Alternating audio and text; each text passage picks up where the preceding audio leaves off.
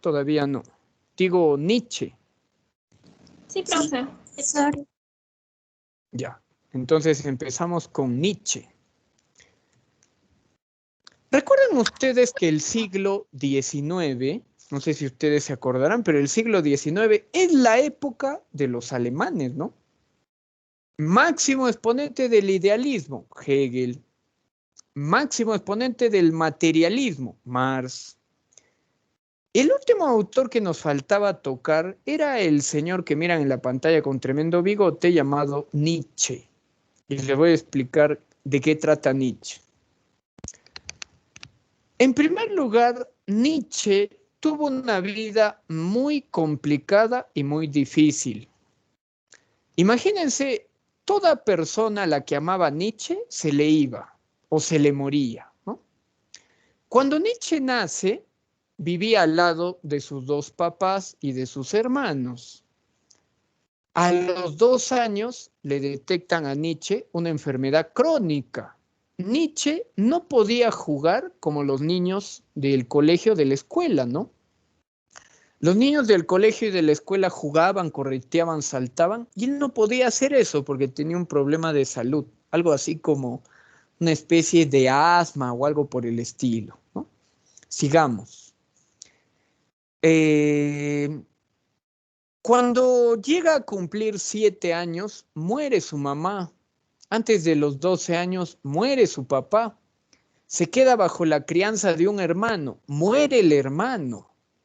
De adulto, se enamora de una mujer y tiene una hija. Muere la esposa y muere la hija.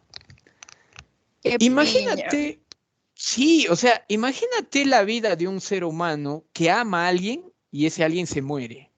¿Tú te imaginas lo rencoroso que ha sido Nietzsche? Lo amargado que había sido Nietzsche porque tuvo una vida complicada, ¿no? Odiaba a todo el mundo. Y además le ocurría lo siguiente, ¿no? Cuando a Nietzsche a los 2 o 3 años le detectan ese asma crónico, había un sacerdote que le decía, no te preocupes, algo mejor va a venir para ti. Y murió su mamá. Y después vino otro cura y le dijo, no te preocupes, hijo, cosas mejores van a venir. Y murió su papá. Cosas mejores van a venir y murió su hermano. Lo mejor está por venir y muere su esposa. Dios te va a premiar y muere su hija. Entonces, hay 2 características en la biografía de Nietzsche. La primera es que es una persona pues resentida, rencorosa con el mundo porque nada le salía bien, ¿no? Nietzsche amaba a alguien y se moría.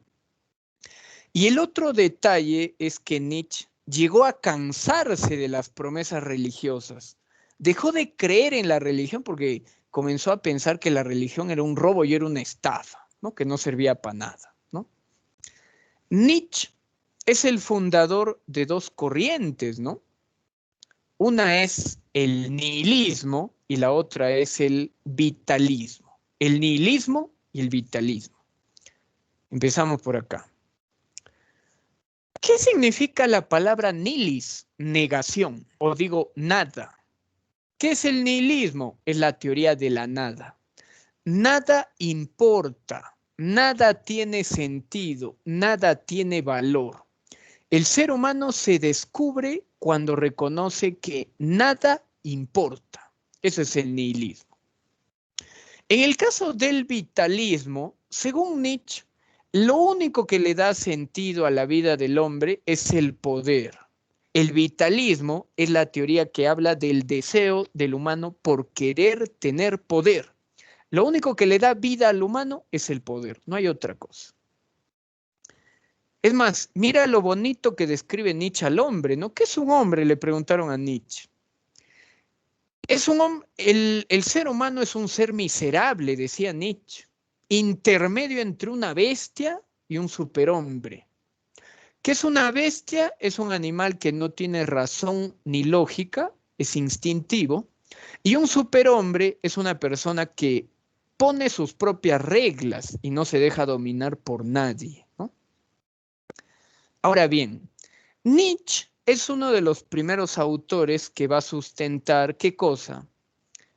los impulsos. El ser humano es una persona impulsiva, decía Nietzsche. Y miren, les cuento acá. ¿Ustedes han escuchado hablar del psicoanálisis? ¿Les ha contado Alfredo del psicoanálisis? Sí, sí, profesor. ¿Sí? Sí, profe. Sí, Ya. profesor. sí. Por ejemplo, el psicoanálisis, creada por Freud, es una teoría eminentemente impulsiva. En la teoría tópica, Freud nos habla del inconsciente, algo que nosotros escondemos, ¿sí o no? Y en la teoría estructural nos habla del ello, que es la parte reprimida. Según Nietzsche, por cierto, Nietzsche es antecesor a Freud. Freud es de inicios de 1900. Nietzsche es del año 50 de 1800, ¿no? 1860, 50, o sea, Nietzsche le lleva a Freud unos 50, 60 años más o menos, ¿no? Atrás. Uno de los primeros autores en plantear los impulsos es Nietzsche, y Nietzsche dice lo siguiente, ¿no? El ser humano está guiado por dos impulsos. Un impulso de tranquilidad, de paz y de equilibrio, llamado apolíneo, en honor al dios Apolo, que era un dios de la paz, la tranquilidad, el equilibrio. Y el otro lado es un lado rebelde, desordenado, impulsivo, violento, sexualizado, que es el lado dionisiaco, en honor al dios del desenfreno, ¿no? Que era Dionisio. Ahora, la pregunta del millón es la siguiente, ¿no?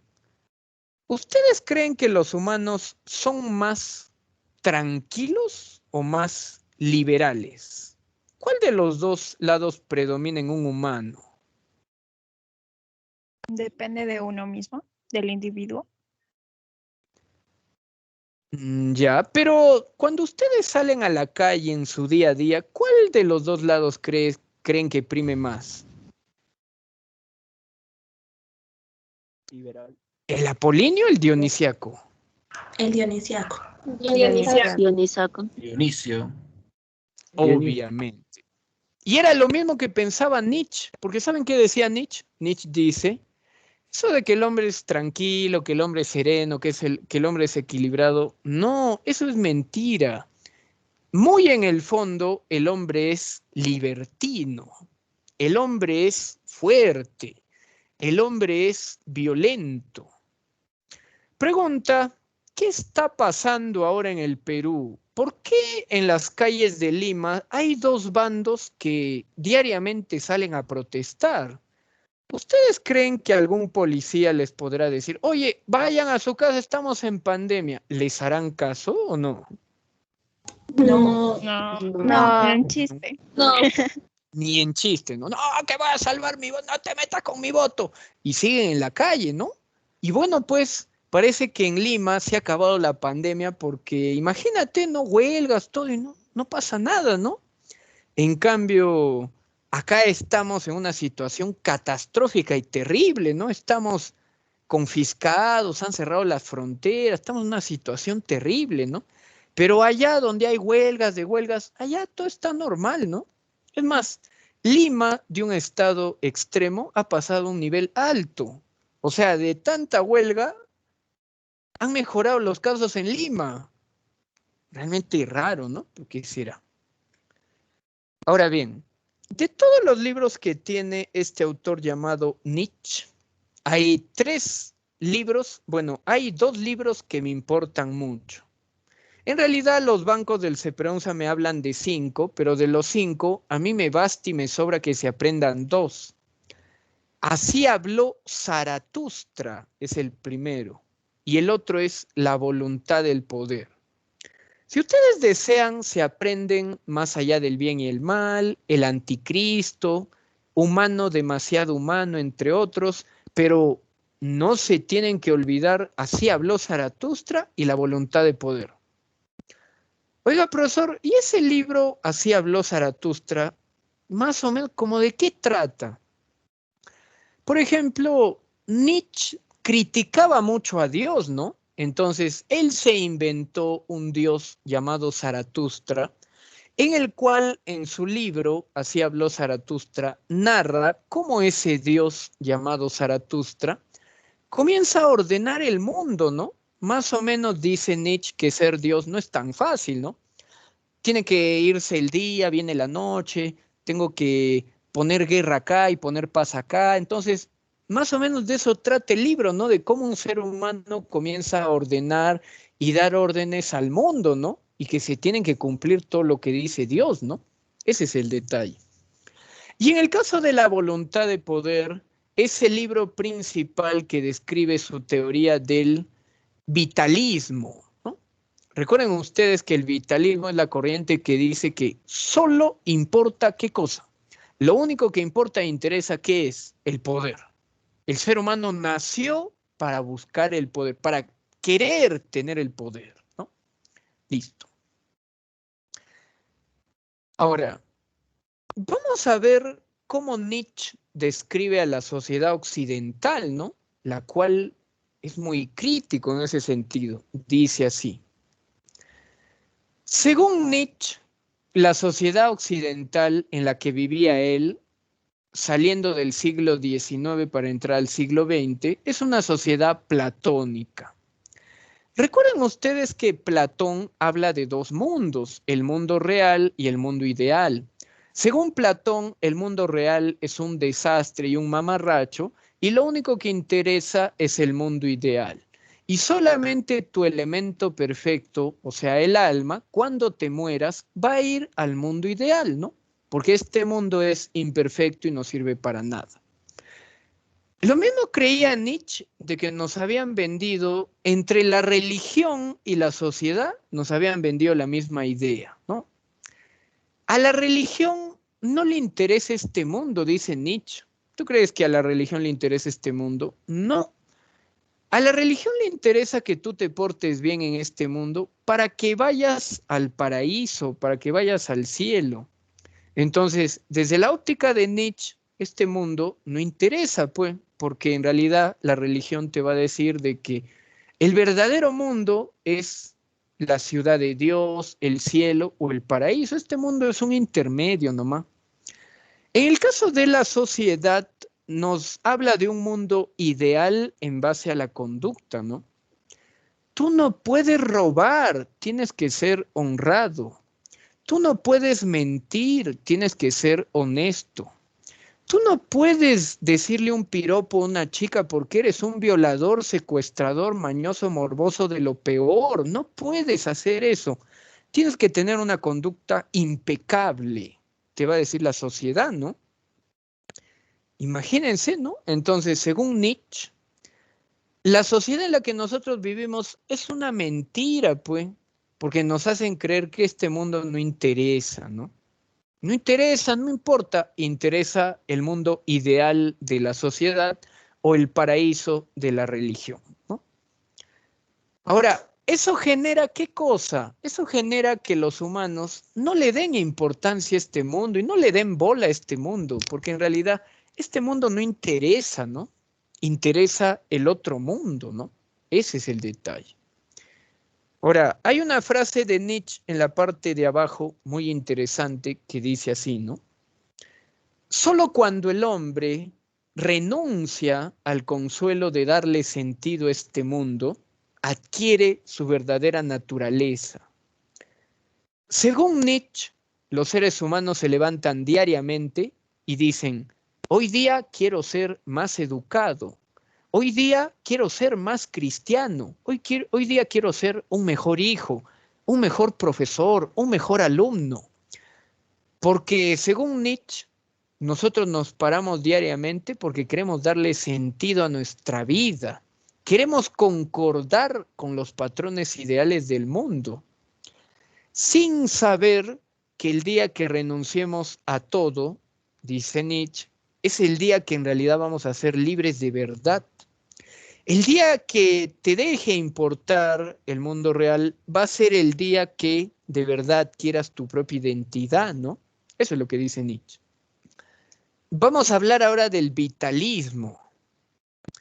Según lo que piensa Nietzsche, Lo único que le da sentido a la vida humana es su deseo por el poder. Todos los humanos queremos tener poder. Lo único que le da sentido a nuestra vida es querer tener poder. Una persona quiere ser policía para mandar a otros. Una persona quiere ser médico para mandar a otros. Una persona quiere ser profesor para mandar a otros. Una persona quiere ser abogado para mandar a otros. Entonces, según Nietzsche, los seres humanos, el único motor y consuelo que tenemos en esta vida, ¿cuál es? Nuestro deseo por tener más y más poder, ¿no? Por ejemplo, según Nietzsche, el poder no se conserva, se expande. Miren, vamos a imaginar que yo en mi bolsillo tengo 10 soles y digo, no, yo voy a ser feliz el día que tenga 100. El día que tenga 100 digo, no, yo voy a ser feliz el día que tenga 1000. Y tengo 1000. Y cuando tenga 1000 voy a decir, no, yo voy a ser feliz el día que tenga 5000. Y el día que tenga 5000 voy a querer tener 10,000. Y el día que tenga 10,000 voy a querer tener 100,000. Y así el poder se expande. Según Nietzsche, el poder no se conserva, se expande.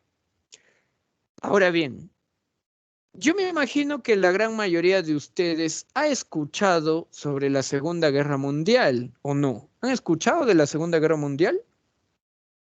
Sí. Sí. Sí. Ya. Por ejemplo, hay dos filósofos que le dan sentido a todas las peticiones alemanas en la Segunda Guerra Mundial. La primera es Nietzsche. El primer filósofo es Nietzsche y el segundo es Heidegger. En realidad, Heidegger puso en práctica en la Segunda Guerra Mundial las ideas de Nietzsche. Y una de las ideas de Nietzsche es la tesis sobre el espacio vital, usada por Hitler en la Segunda Guerra Mundial. ¿Se acuerdan ustedes de qué trataba la tesis del espacio vital de Alemania?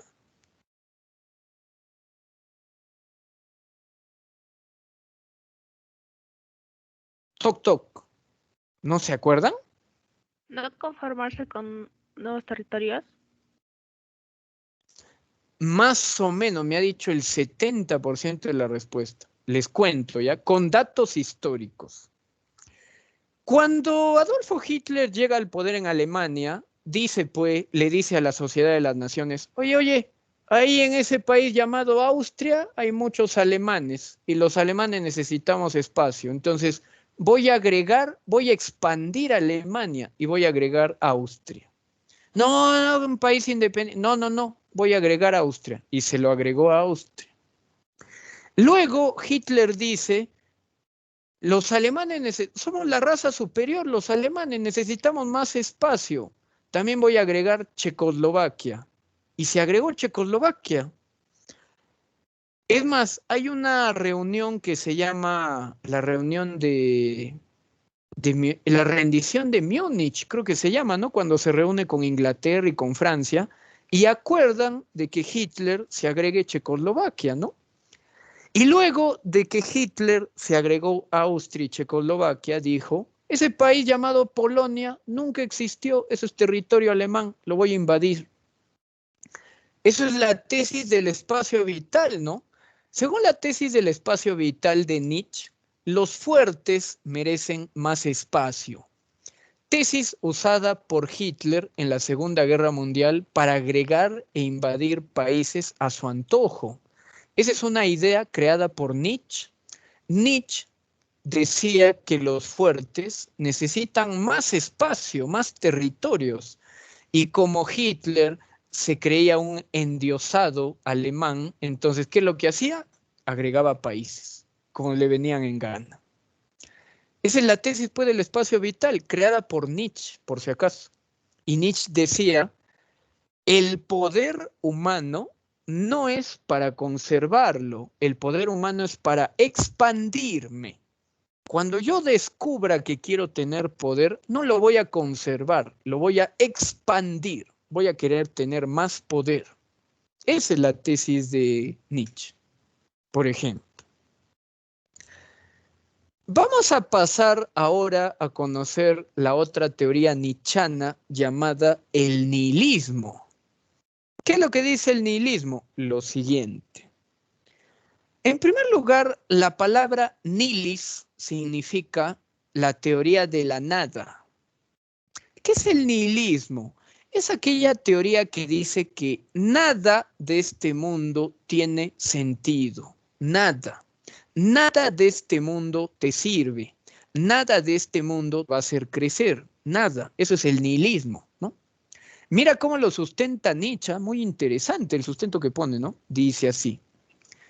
En la época antigua, los presocráticos, o sea, los primeros filósofos del mundo, convivían entre su lado apolíneo, el tranquilito, y su lado dionisiaco, el rebelde, el violento, etcétera, ¿no? Y dice Nietzsche, hasta que llegó un tal Sócrates. ¿Y saben qué hizo Sócrates? Le hizo creer al mundo que somos racionales. O sea, Sócrates le hizo creer al mundo que el humano solo es apolíneo. Y todo aquello que sea en contra de lo apolíneo es irracional. O sea, Sócrates le hizo creer al mundo que el hombre es racional. Y todo aquello que sea violento, sexualizado, animalesco, no es humano, es irracional. Y Nietzsche dice, y encima sus dos discípulos, primero Platón y luego Aristóteles, reforzaron la mentira de Sócrates, dice Nietzsche. Entonces, ¿qué es lo que critica Nietzsche? Por culpa de Sócrates, solamente se cree que el humano tiene un lado, el lado racional. Y Nietzsche dice, eso es totalmente falso. El hombre es tan animalesco como racional.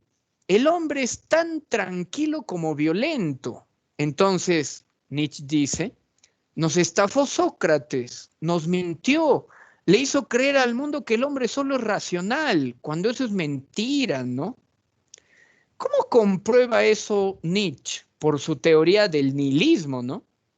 Según Nietzsche, el nihilismo pasa por dos fases, el nihilismo pasivo y el nihilismo activo. Empezamos por el nihilismo pasivo, ¿ya? El ser humano intenta ser feliz, el ser humano intenta ser tranquilo, el ser humano intenta progresar en esta vida y de pronto se da cuenta de que nada de lo que hace lo hace avanzar. La religión no me hace avanzar, la sociedad no me hace avanzar, mi familia no me hace avanzar, mi colegio no me hace avanzar. Entonces, el ser humano descubre que todo lo que aprendió no le sirve para nada. Miren, les voy a contar mi experiencia ya. Hace un par de años atrás, yo tenía la misma edad que tú, 16, 17 años, y yo había salido del colegio y quería postular a la universidad. Pero como yo no me sentía preparado, entré a una academia, la Bryce. Yo he sido alumno de la Bryce, así como ustedes, ¿no? Cuando yo entré a la Bryce, por matrícula me pusieron el Sociales 2. Y en esa época habían 12 sociales. Y yo estaba por llegada en el Sociales 2. A las 2 semanas nos toman examen de ranking. Y yo del Sociales 2 paso al Sociales 7. Yo del Sociales 2 pasé al Sociales 7. En primer lugar, me sentí totalmente terrible, ¿no? ¿Y saben por qué me sentía mal? Porque las 2 primeras semanas que yo estaba en la academia, nos dijeron, en 2 semanas hay examen de ranking, y yo dije, ¿no? Bueno, pero en el colegio he aprendido lenguaje, en el colegio he aprendido historia, en el colegio he aprendido algo de matemáticas, entonces digo, la hago, pues, ¿no? En mi primer examen la hago, y no.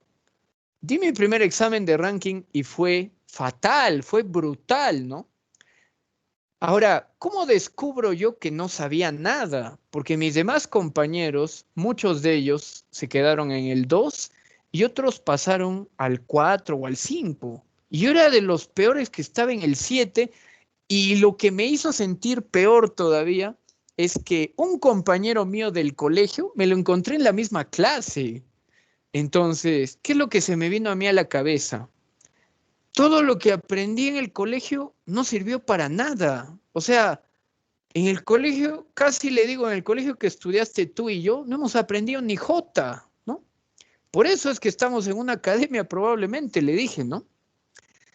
Entonces, ¿cuántos de ustedes probablemente se hayan sentido así? De manera virtual no se siente tanto, ¿ah? De manera presencial sí. Yo he visto alumnos que les estoy dando mi clase, primera semana, ¿no? Entramos en un verano, primera semana, y los miro, pues, ciencias 1, sociales 1, sociales 2, ciencias 3. Dan examen de ranking y los veo en el 17, en el 19, sociales 8, ya ni enseño ahí. Oye, ¿dónde estás? No, profesor, estoy en el 8. Tan. Entonces, imagínense, ¿no? Eso es Esa es la primera fase del nihilismo que habla Nietzsche. Dice, llega un momento humano donde el ser humano se da cuenta que todo lo que aprendió no le sirve para nada, no le ayudó en nada, ¿no? Es un fracaso, es una estafa la vida, dice Nietzsche, ¿no? Nos estafaron, ¿no? La sociedad, el país, la religión, la familia, el colegio, todo es un robo, dice, no nos sirve para nada, ¿no? Ese es el detalle. Y en el caso del nihilismo activo, dice Nietzsche, el hombre se harta de las reglas que aprendió y comienza a crear sus propias reglas. El ser humano dice, ya nadie me va a venir a mandar a mí, que la religión, que la sociedad, nadie. Yo voy a poner mis reglas. Y en la fase activa del nihilismo es cuando el ser humano se vuelve un superhombre, que es de lo que vamos a hablar ahora, ¿no? ¿Qué es un superhombre? Dice acá. Por ejemplo, se le va a llamar superhombre a aquel ser superior que deja de lado las reglas sociales, religiosas, culturales, familiares. ¿Y qué es lo que ocurre con el hombre? Se vuelve un ser independiente, autoritario, dictador, y solamente él pone sus reglas. Por ejemplo, 3 ejemplos históricos de lo que sería un superhombre para Nietzsche. Alejandro Magno. Alejandro Magno fue, ha sido y seguirá siendo por los siglos de los siglos, amén, el más grande conquistador del mundo. ¿Cuántos miles de pueblos le habrán dicho a Alejandro Magno que no los conquiste y Alejandro Magno simplemente iba y los degollaba o los destruía? Porque él hacía su propia voluntad. Alejandro Magno empezó en el ejército macedonio a los 17 años. Y era el comandante del ejército de Macedonia, o sea, era el que peleaba adelante, ¿no? Imagínense, ustedes tienen 17, 18, 19, ni agarrar, ni prender una vela saben. Alejandro Magno a los 16 años ya iba a pelear ya con sus guerreros, con espada, escudo, todo. Por eso se convirtió en el más grande conquistador, ¿no? Otro ejemplo de superhombre, Napoleón. Recuerden ustedes que Napoleón conquistó la mitad de Europa, ¿no? Es más, todas las colonias españolas por un tiempo pertenecían a Francia. O sea, hemos sido franceses, así sea por 2 meses. Pero hemos sido franceses, ¿no? Oui, oui, ulala, Madame Messier, por 2 meses, ¿no? Luego ya otra vez los españoles retomaron al poder, ¿no? Pero por 2 meses fuimos franceses, ¿no? Oui, oui, ulala, etcétera. Y otro ejemplo de superhombre, Hitler. En realidad, Hitler se convirtió en superhombre en base a lo que había leído de Nietzsche, ¿no? Hitler creía que él era el Mesías alemán, ¿no? y que tenía que cumplir todas las ideas de superhombre que tenía Nietzsche, como por ejemplo el espacio vital y la idea de ser una persona autoritaria, dictatorial, que nadie le venga a imponer nada a Hitler y que él haga lo que le venga en gana, ¿no? Vamos a recordar, y te habrá comentado profesor de Historia Universal, Víctor Rodríguez, de que vino el Papa a hablar con Hitler y Hitler lo mandó a rodar al Papa. Vino la Sociedad de las Naciones a hablar con Hitler y Hitler los mandó a rodar. Vinieron presidentes de Francia, Inglaterra, Estados Unidos, a todo lo mandó a rodar Hitler. Igual invadió, igual hizo una segunda guerra. Es más, cuando se aburrió de atacar el lado de Occidente, cuando ya estaba destruyendo Inglaterra, dijo, me voy a cambiar de lado, ahora voy a invadir Oriente. Y rompió su acuerdo que tenía con Rusia, ¿no? Y lo invadió. Entonces, esa es la idea que tiene un superhombre, ¿no? Alguien que impone su regla, es un dictador, etcétera, ¿no? Como le venga en gana, ¿no? Y por último, hay una frase de Nietzsche que dice, Dios ha muerto. Alguno dirá, ¿cómo así? Según Nietzsche, los seres humanos necesitamos a Dios porque sabemos que somos débiles. Cada vez que nosotros nos paramos y vamos a salir a la calle, nos persinamos y decimos, Señor, que no me pase nada, cuídame, protégeme, bendíceme. Según Nietzsche, nosotros hacemos eso porque somos débiles. Pero el día que aprendas que eres fuerte, ya no vas a necesitar de ningún Dios, porque tú eres el que hace, pone y quita todo. Entonces, Dios ha muerto. ¿Y por qué Dios ha muerto? Porque ya no lo necesita el hombre, se convierte en un superhombre. Eso es lo que pensaba Nietzsche. Ahora, tampoco me puedo volver en superhombre de la noche a la mañana, ¿no? Tengo que pasar por algunas fases. Por ejemplo, 3 fases para volverme en superhombre. La fase del camello, la fase del león y la fase del niño. Empezamos por la fase del camello. En la fase del camello, el ser humano aprende la moral religiosa y la moral social. Entonces, el ser humano es un cordero más del rebaño o es un cordero más del mundo. Al ser humano le prohíben 50,000 cosas, ¿no? No puedes agarrar lo que tiene el otro porque eso es pecado.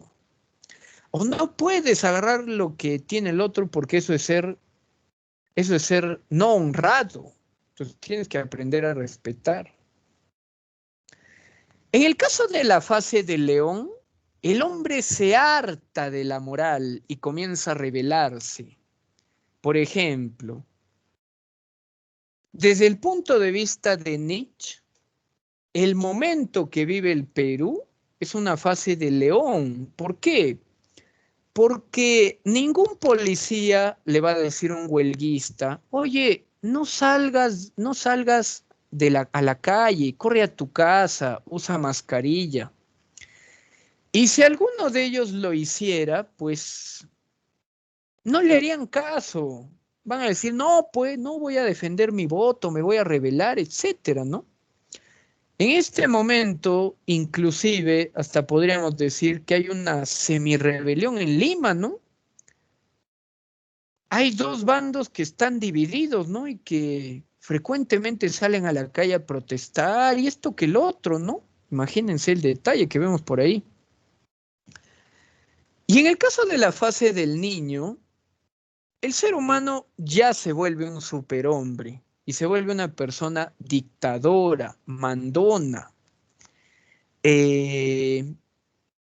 Los únicos valores que tiene son los valores que él impone, que él cuestiona, que él quiere llevar a cabo, ¿no?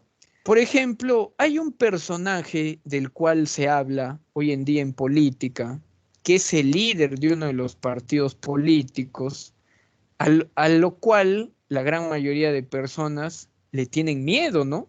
Porque justamente lo miran como una persona dictatorial, autoritaria, obligatoria, que va a hacer lo que a él le venga en gana, ¿no?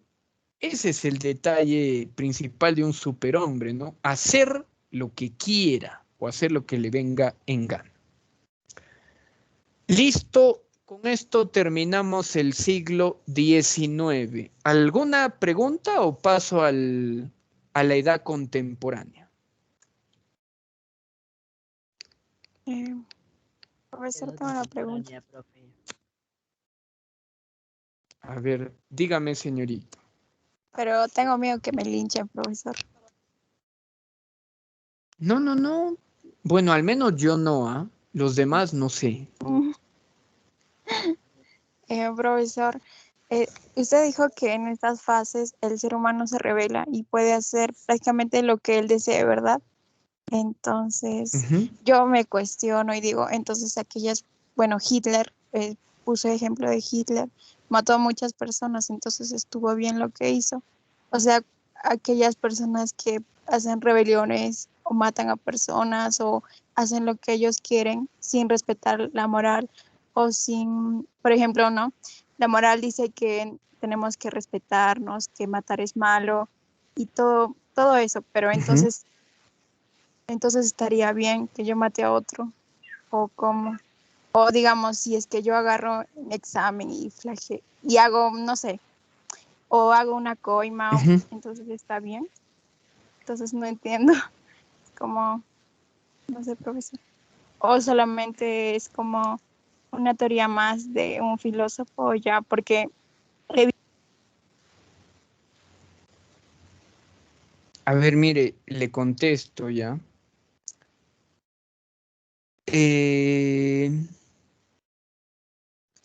Vamos a imaginar que su compañera tiene miedo de matar a alguien. Nietzsche sí puede sustentar esa idea y la sustenta de la siguiente manera. Tu compañera tiene miedo de matar a alguien porque la religión y la sociedad le han reforzado la idea de que matar es malo. Probablemente el día que ella saque su lado dionisíaco y mate a alguien, se va a sentir tan culpable. ¿Por qué? Porque a ella le han vendido la idea de que eso está mal. Pero, por ejemplo, vamos a hablar de un líder terrorista musulmán, ¿no? Los líderes terroristas musulmanes han sido criados de una manera en la cual en nombre de Dios pueden matar y pueden matar a todos los que les dé la gana. ¿Por qué al líder yihadista, terrorista musulmán, matar es normal? Porque a él lo han educado para hacer eso. Y a nosotros nos han educado para no hacer eso. A nosotros nos han educado para sentirnos culpables. Eso es lo que diría Nietzsche. Cada vez que ustedes cometen un error, los primeros que se echan la culpa son ustedes, porque a ustedes los han educado en la religión y en la sociedad de que eso está mal, de que eso es un error, de que tú no puedes plagiar, de que tú no puedes robar, de que tú no puedes hacer nada porque eso sería incorrecto. Desde el punto de vista religioso sería un pecado y desde el punto de vista moral sería una falta grave, probablemente. ¿Le contesté a su pregunta? Sí, profesor. Listo. Vamos a pasar ahora a hacer la primera parte de la edad contemporánea. Entonces vamos por acá. En la edad contemporánea ya no se analiza como en la edad antigua de dónde viene el hombre, ni tampoco quién lo creó como en la edad media, ¿no? Que la respuesta era Dios, ni tampoco cómo aprende el hombre en la edad moderna. En la edad contemporánea se va a analizar al ciudadano que está en el mundo, o sea, se va a analizar la conducta del ser humano. Y una de las primeras corrientes que se centró en estudiar al humano se llama el existencialismo. El existencialismo fue creado por un cura danés llamado Søren Kierkegaard.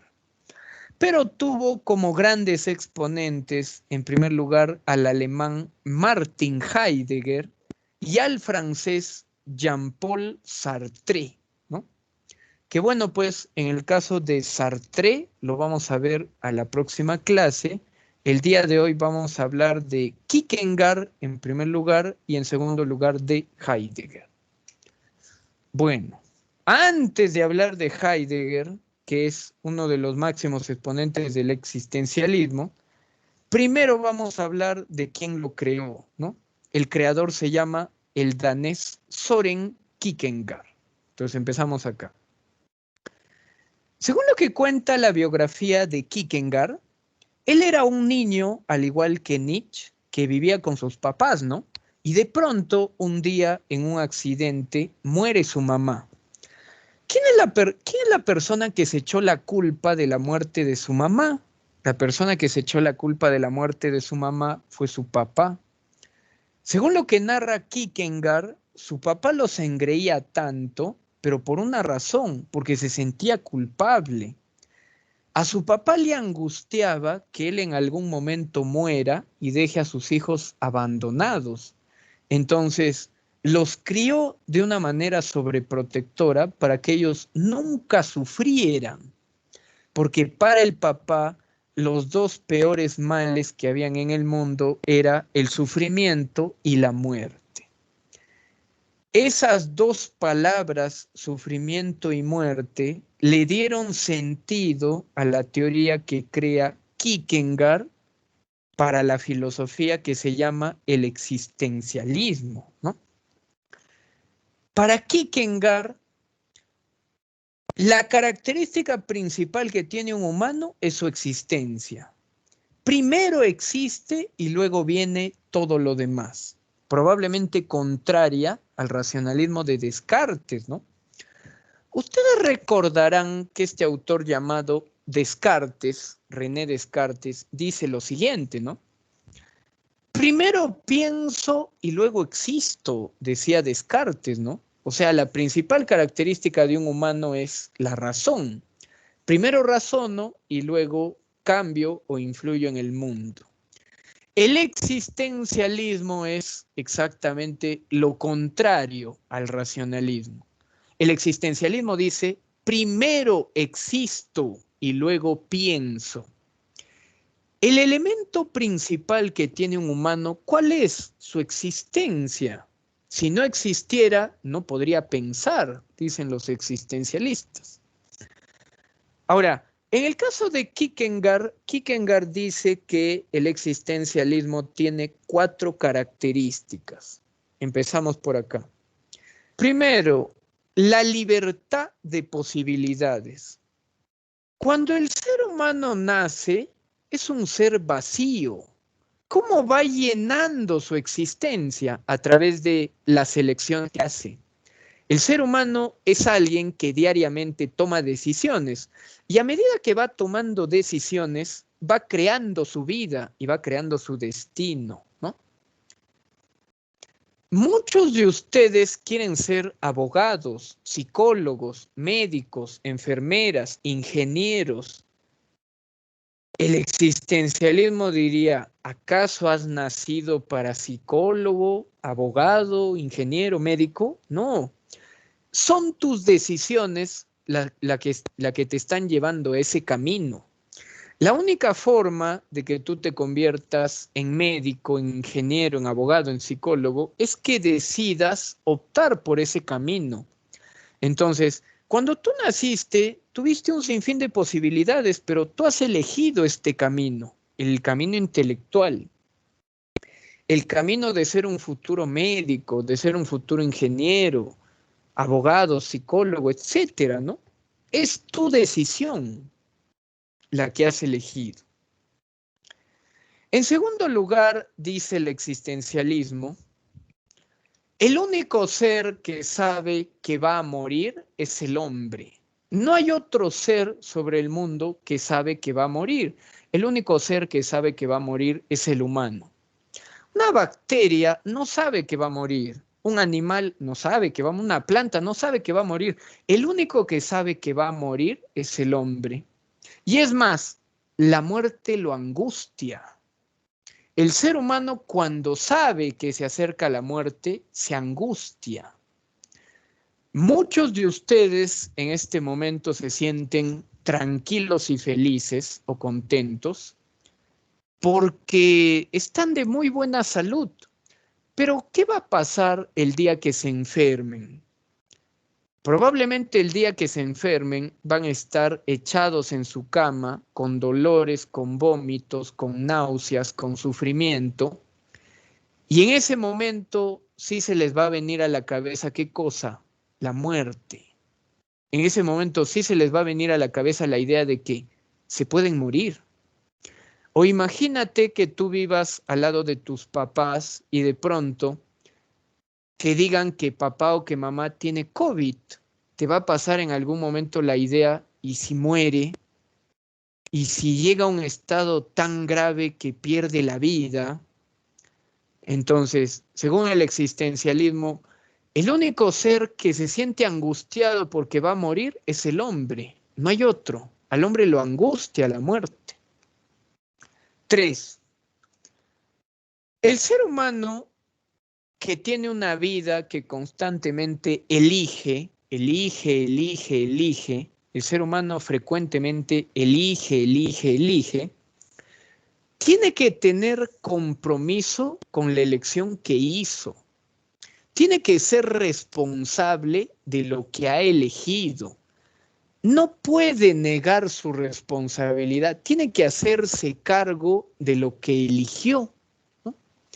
Por ejemplo, vamos a imaginar que yo a los 20 años descubra de que no me interesa pues la vida intelectual y yo quiero ser narcotraficante.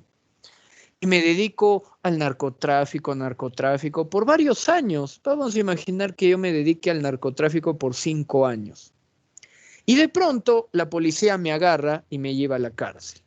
Entonces yo estando en la cárcel, le digo a la policía, no, yo no sabía lo que hacía, yo no quería ser narcotraficante. Un existencialista me diría, ¿cómo que no? ¿Cómo que no? Si diariamente tú te parabas queriendo ser narcotraficante, queriendo enviar droga, queriendo matar gente, ¿cómo que no sabías lo que hacías? Sí sabías lo que hacías, ahora tienes que ser consecuente con lo que has elegido. Eso es lo que diría un existencialista, por cierto. De la misma forma, ¿no? Un ejemplo de infidelidad.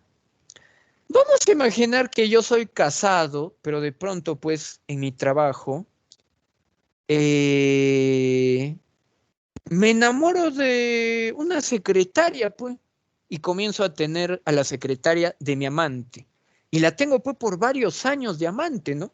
Hasta que un día me descubre mi esposa y mis hijos. Y yo le digo a mi esposa y a mis hijos, no, pero perdónenme que yo no sabía lo que hacía. ¿Cómo que no? ¿Cómo que no? Si la tuviste de amante por varios años, si sabías lo que hacías. Diariamente te parabas sabiendo que tenías 2 parejas, una esposa y un amante. Hay que ser consecuente con lo que uno elige, ¿no? Diría, ¿no? Y por último, número 4, la verdad es subjetiva. No hay verdades universales. Cada ser humano tiene su propia verdad. Cada ser humano le da sentido a su vida de diferente forma, ¿no? Por ejemplo, tú te levantaste ayer, hoy día y mañana con el deseo de ser médico. Y tú te preparas y tú te capacitas para ser médico. Cuando se levantó Lionel Messi hace varios años, él no quería ser médico, él quería ser futbolista. Cuando Gianmarco se paraba de su cama, él no quería ser médico, él quería ser cantante, ¿no? Cuando, no sé, pues, cuando se levanta el señor Castillo, la señora Keiko, ellos quieren ser presidentes, ellos no quieren ser médicos, abogados, no, ellos, cada uno tiene su propia verdad, ¿no? Lo que diría el existencialismo. Ahora sí, regresamos a Heidegger, ¿no? Regresamos a Heidegger. Dice así. En el caso de Sartre, Jean-Paul Sartre y Martin Heidegger, hay una diferencia con el existencialismo inicial de Kierkegaard. Kierkegaard es un autor católico, Kierkegaard es un autor cristiano, ¿no? Él habla de un existencialismo cristiano.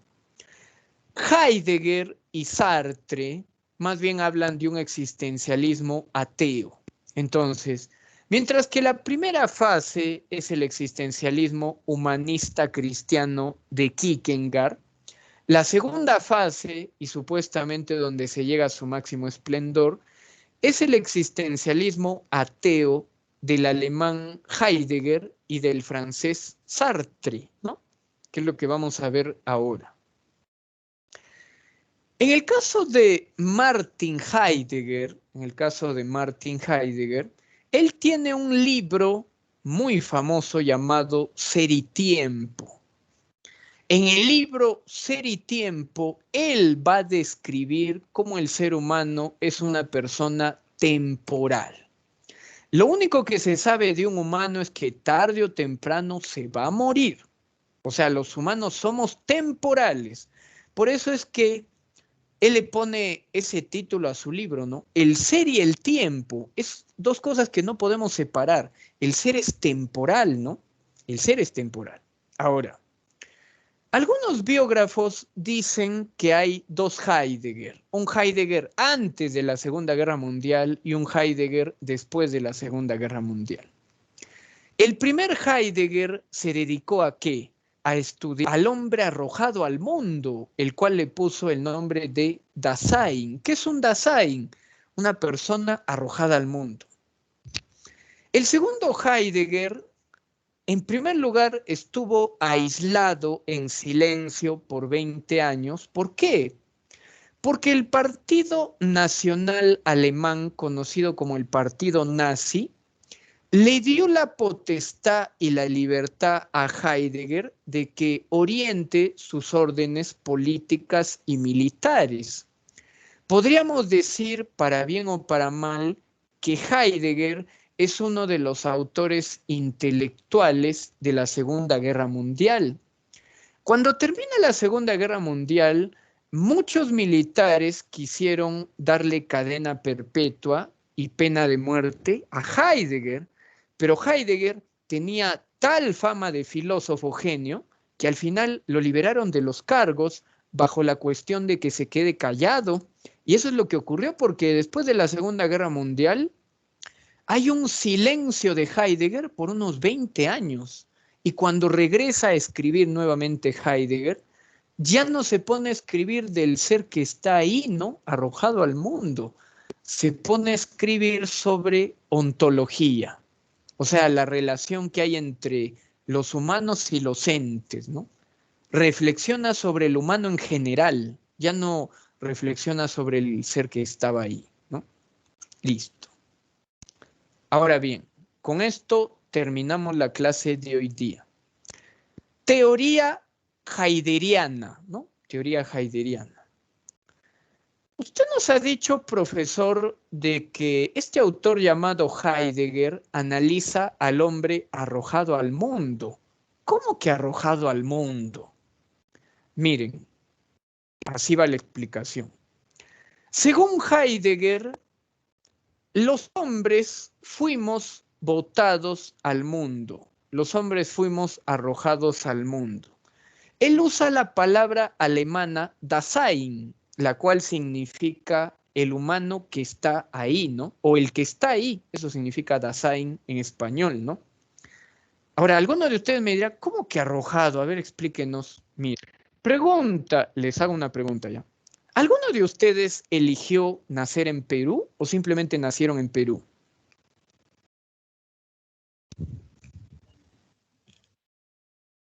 ¿Eligieron o nacieron nomás?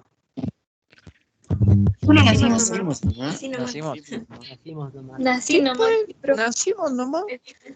Pregunta número 2. Nos tocó, pues. Pregunta número 2. ¿Alguno de ustedes eligió ser varón o mujer o simplemente nacieron o varón o mujer? Nacimos y ya. Ya teníamos. ¿Nacimos y ya? Me tocó ser mujer, profesor. Me tocó ser mujer, me tocó ser varón. Simplemente nos dimos cuenta que somos pues varones o mujeres. Última pregunta. ¿Alguno de ustedes eligió su nombre? ¿O tú te llamas Joaquín, Ricardo, María, Pamela porque te lo pusieron? Me la pusieron, profe, sí. Me lo pusieron, pues. Me pusieron eso, no había de otra. Esa es la idea que sustenta Heidegger. Ningún humano elige nada, simplemente lo arrojan al mundo. El destino, la vida o el universo te botó en el mundo. No, por eso que yo quería nacer en Corea, pero naciste pues en Perú. El mundo te botó hacia el Perú. No, que yo quería el presidente de Kim Il-sung y ahora me va a tocar Castillo, Keiko. Te tocó pues, te arrojaron al mundo, ¿no? Eso es lo que dice Heidegger. El hombre es un arrojado al mundo.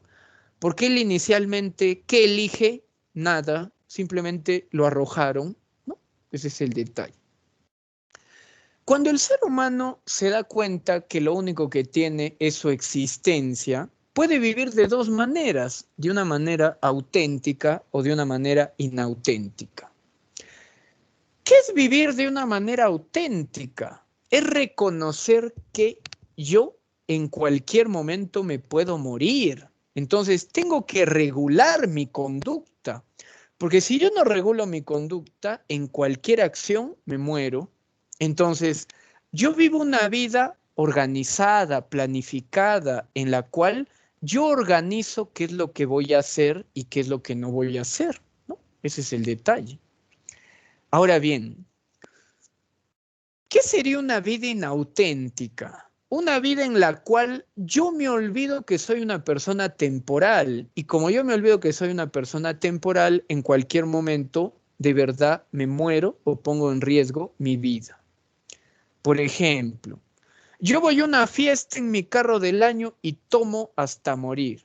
Y estando ebrio, digo, yo voy a manejar. No, que estás borracho. No, yo voy a manejar. Salgo con mi carro, una curva, me choco y me muero. ¿Qué va a salir en las noticias? Bueno, profesor de la Bray se mató. ¿Pero qué diría un existencialista? Este es alguien que vivió una vida inauténtica. No sabía que se podía matar y se mató. Otro ejemplo rápido. Vamos a imaginar que yo terminé con mi enamorada y era una persona sexualmente activa y tengo muchos deseos y mucha pasión. Entonces contrato a una meretriz. La meretriz me sube a la habitación y me dice, ¿no? Uy, ¿sabes qué? Se me acaban de acabar los preservativos. Y yo le digo, ¿qué importa? Bueno, yo confío en usted. De repente no tiene ninguna enfermedad. Bueno, ya, ¿qué importa? Tengo contacto con la meretriz y me contagia de VIH y me muero. ¿Qué diría un existencialista? No sabía que se podía morir, por eso tomó los riesgos que le dio la vida, ¿no? Ese es el detalle. Bueno, ya son las 8 en punto, entonces por el día de hoy ahí nos vamos a quedar, a excepción de que tengan alguna pregunta, alguna duda. Parece que no. Bueno, cuídense mucho, les mando un abrazo y nos vemos en el caso de